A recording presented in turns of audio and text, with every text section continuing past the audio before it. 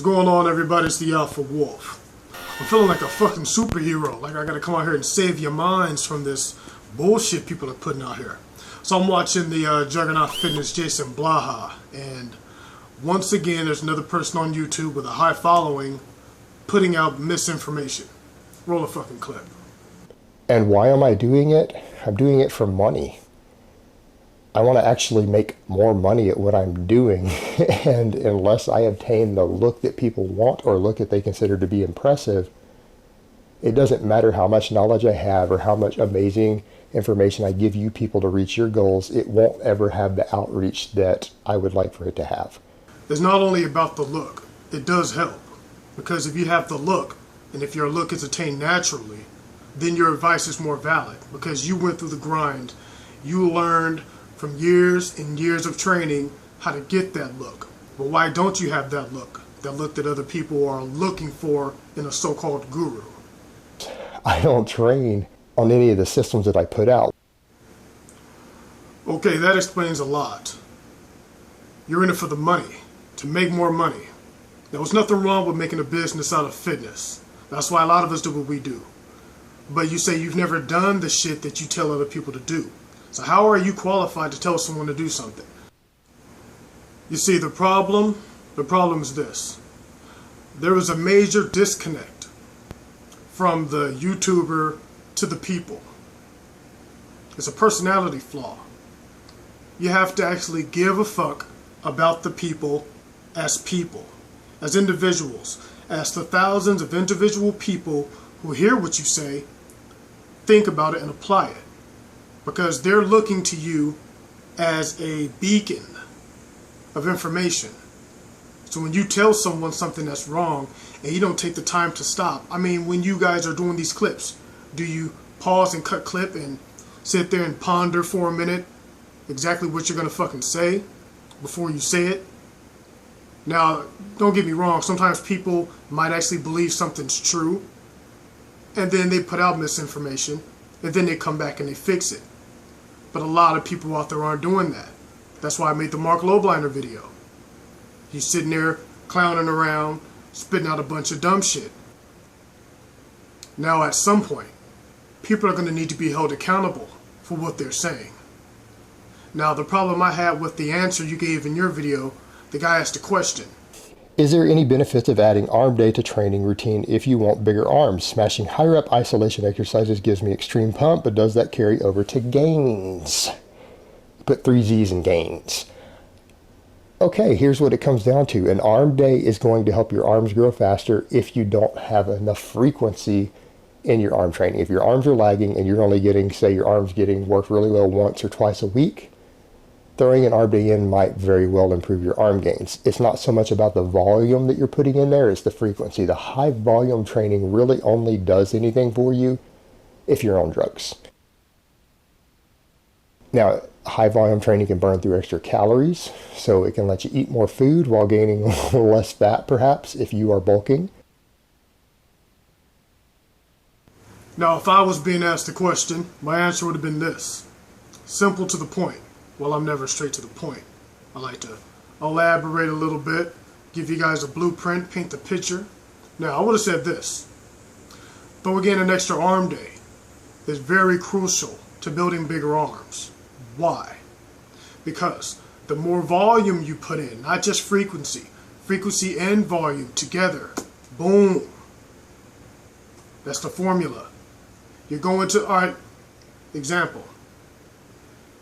You got a workout doctor in a laboratory, right? He has patient A, patient B. Patient A, you're going to do 1 set, 10 reps with those dumbbells. Patient B, you're going to do 6 sets, 10 reps with those dumbbells. Every single day over the course of the next 6 months.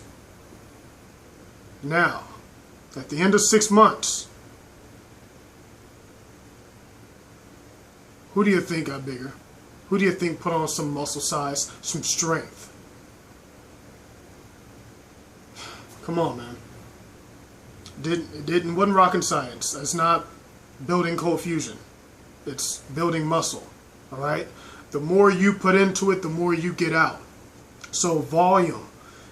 Monday, you do 6 sets. Now, I always say, you don't have to go in and do 15 different bicep exercises on Monday in order to get good biceps. Guys, just put that type of shit in videos to further complicate the whole thing of building muscle. It's not that complicated. Pick out 2, maybe 3 exercises. You need anywhere from 10 to 12 sets. So say you go in, you get 6 sets on some standing dumbbell curls. Either you do them alternating or you do them at the same time. Then you go over, you get you in another 6 sets on the preacher curl machine. Change up your grip. You also want to change your grip. The hammer grip is going to work the outer head of the bicep. The regular supinated grip is going to work the inner head of the bicep. Alright? Get a variation in. Get 2 exercises, maybe 3. You might want to do 3 sets of just the standing curls. Then you might want to go do some barbell curls. Or you might want to do the pulley curls. But you don't have to do all of those fucking different 22,000 curl exercises to get an effective workout. But you do have to get the volume in the workout. And you do have to work the muscle more frequently. He was right about the frequency. Throwing in an arm day will help you get bigger arms. But if it's a day where it's not arm day, say you did arm day Monday, then you go in the next day is chest day. At the end of that, you do your chest workout, you do your bench, you do your flies, you do your presses with the dumbbells, whatever it is you like to do. You got a little time on the clock there? Fuck it. Go in there and do some more bicep curls. Do maybe 3 or 4 sets at a pretty heavy weight, or it could be a light weight. Now, I'm a big fan of overtraining. The theory of overtraining is this. It's not about taxing your central nervous system. It's not about being fatigued and all that bullshit. It's a lot of excuses people will put out there in order to avoid doing hard work. I was in the comment section. I gave an answer to a question. And another guy shows up and he's like, oh, overtraining taxes your nervous system. And he gave like a fucking 14-line novel, pretty much, pussying out, telling me how he can't do this and you can't do that. It does this for you. And to be honest, I'm pretty sure the guy never overtrained a day in his life. But what he's doing is spitting out some rhetoric he heard from someone else. If you don't do something, you're not authorized to speak on it properly and give good advice.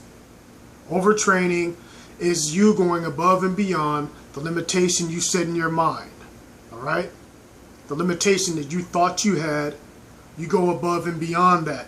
You push yourself. It's about pushing yourself. Getting to that next level. Now, if your goal is to get into fitness and make money, there's nothing wrong with that. Everyone has a right to create a business and support themselves. But if you're giving out information, you have to take pride in what you do. If this is a business, everything you say, you got to make sure you know what the fuck you're talking about. You got to take time.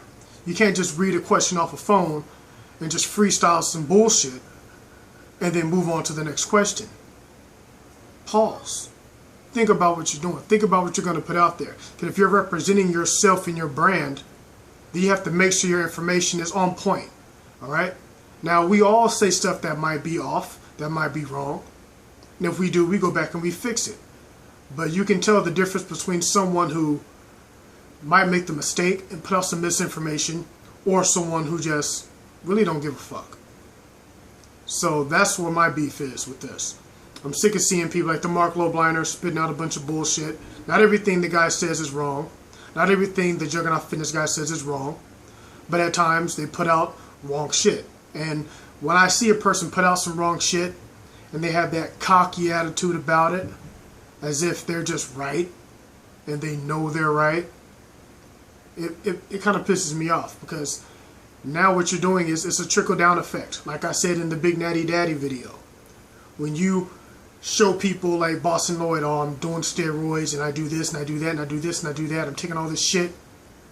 Now people are seeing that, and you get people like Big Natty Daddy who want to follow you, who want to be a follower, and then they do what you do. They emulate what they see. So when you're telling people, yeah, it's not about how much volume you do in a workout. No, you don't have to go in and do a lot of sets. You just have to go in a whole bunch of days, and you're not really thinking about what you're saying. You're just saying shit. And that's always a formula. That's always a bad formula. So I just wanted to put that out there. I want to make this video nice and short, but as like always, my shit goes a little extended. So now I'm going to go ahead and end this video. With all that said, get good information. Get to the gym. Do work. Do work. And muscle up.